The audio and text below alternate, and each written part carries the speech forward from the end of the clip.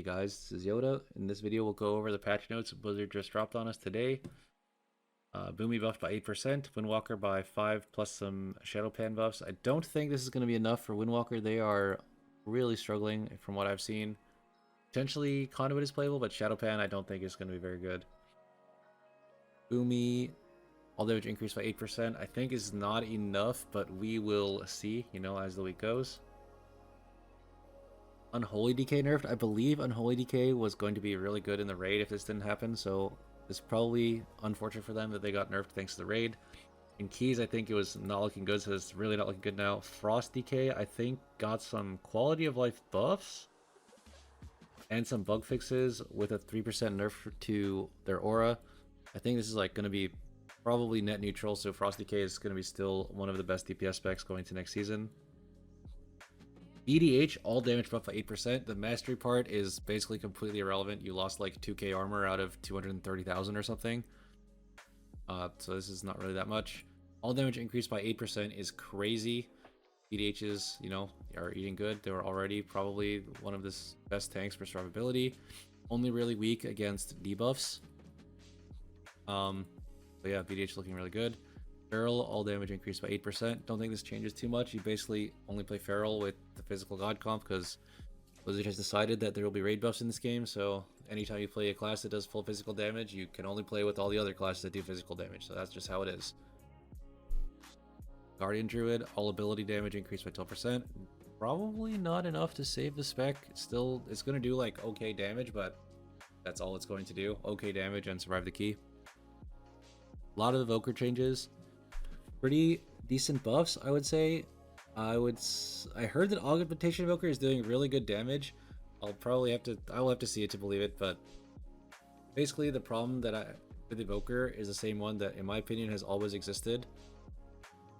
Which is their damage profile is extremely patty and they don't have a raid buff. So in this in the current season, season 2, Dev Evoker is like by far the best spec in the raid from what I know, and they also do really good damage in Mythic Plus, but they're just not meta because they don't have a raid buff and they do too much. They do like 0 prio damage. So an AoE increase in an aura buff isn't going to fix that. So I think they're going to do really good damage, but I don't see them like taking over as like the best spec or anything, or as a meta spec. Hunter nerfs basically across the board. No nerfs to survival, but nerfs to BM and MM. Also nerfs to Dark Ranger and single target.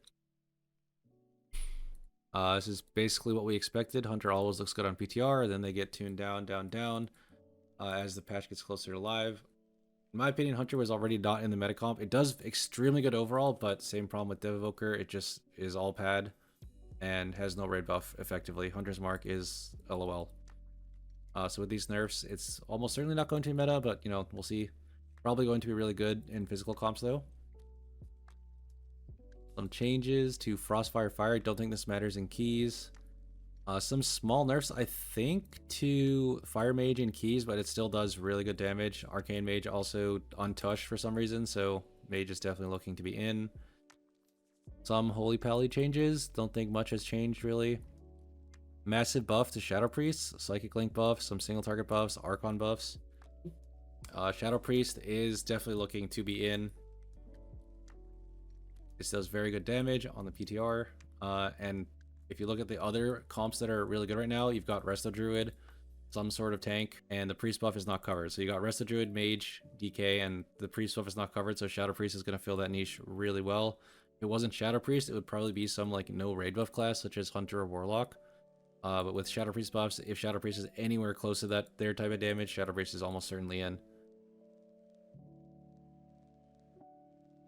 Totemic Enhancement now works. It's a big question mark for me. No idea how strong it's going to be because it just hasn't worked for all of PTR. Stay tuned for the coming week. I'm sure people are going to test it. Massive buffs to Ellie, mostly focused on single target. Already was like 17%. Ellie does really good damage now. Would not be surprised to see it played in quote-unquote meta comps. Maybe over a Shadow Priest or something. I think they're basically fighting for the same spot since Mage and Frost Decay are basically a lock. So stay tuned from the PTR. Demo Lock got some really big nerfs. I think it's a lot in raid, probably not too much. In Mythic Plus, it'll still do really good damage and still not have a raid buff, so it is what it is. Half-Lock also got massive buffs. Don't really speak Warlock, so we'll have to see how this goes. Also, Warrior DPS got buffed again. Still haven't seen that many people playing it. So this is where we're at with the tier list. VDH with the damage buff, I'm going to move to S+. Rot Paladin didn't really get any changes, but after playing all of the dungeons on the PTR many times, I have to say that it is just infinitely easier to time when I'm playing Rot Paladin than when I'm playing any other tank. Could be because I'm way more comfortable on Prot Paladin. And the Prot Paladin is better in like a less coordinated environment. For instance, as a VDH, you really want every pulled to have like extremely scripted stops. And we're not really doing that on PTR. We're just kind of YOLO kicking. And Prot Paladin is much better in that type of environment. So it could be, you know, a little bit of cope there. Also, survivability wise for tanks, it's actually kind of hard to gauge how good tanks are at survivability because Resto Druid is so good. You really basically have to play like without a Resto Druid to know actually how good your tank is at surviving. Prot Paladin definitely can't keep itself alive for super long, but playing even with a Disc Priest instead of with a Resto Druid felt perfectly fine, whereas the tanks that I have in S did not feel nearly as fine without Resto Druid. With Resto Druid, everything's all good. Your tank is just getting fully topped every single global. Who cares what's happening?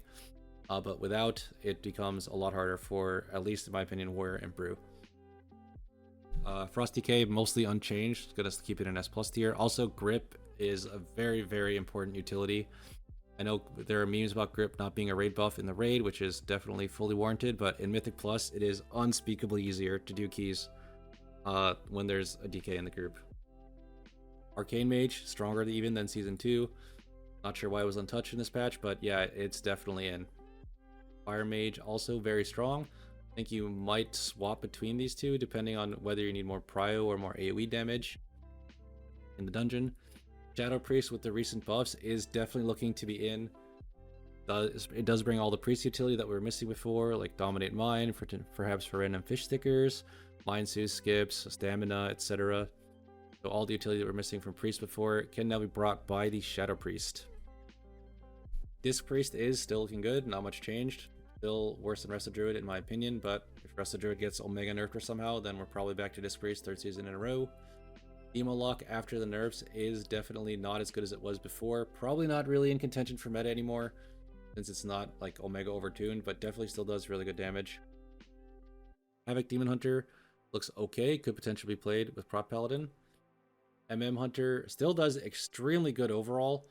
In my opinion, Hunter always looks better on PTR though, because the keys are not really at their peak, and Hunter is just like murdering all the smallies instantly. Also look really good on the meters. Ellie Shaman, potentially kind of the same way, but with all of the single target buffs, they're not really a burden anymore when you get to the boss. We'll have to see how Ellie Shaman is. It's kind of a question mark for me right now.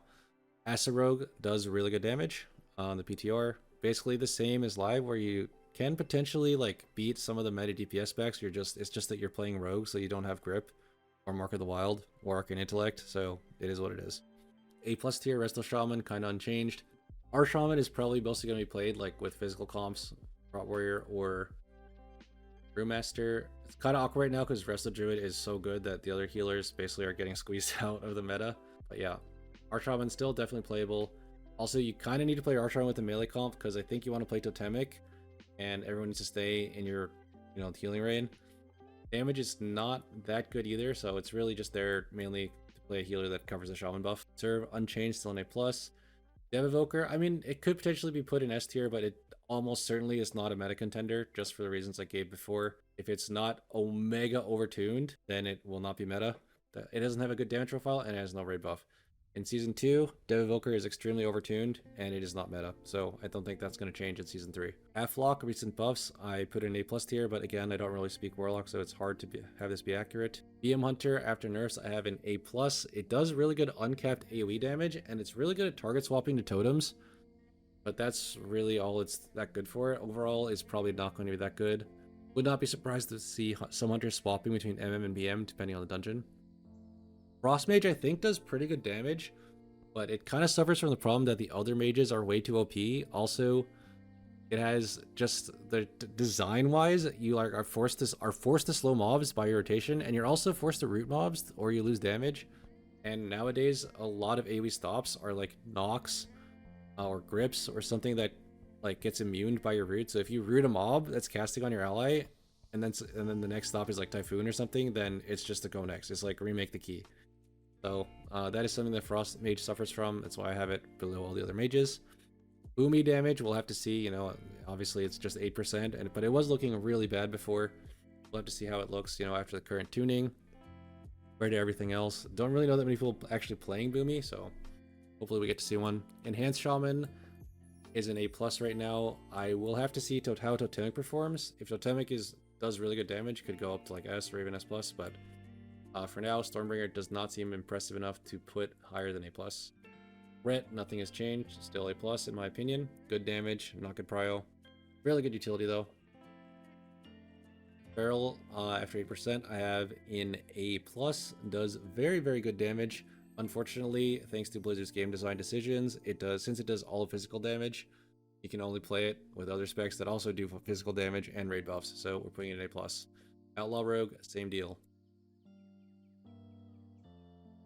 Guardian and Blood Decay both got massive massive damage buffs, so we have them in A.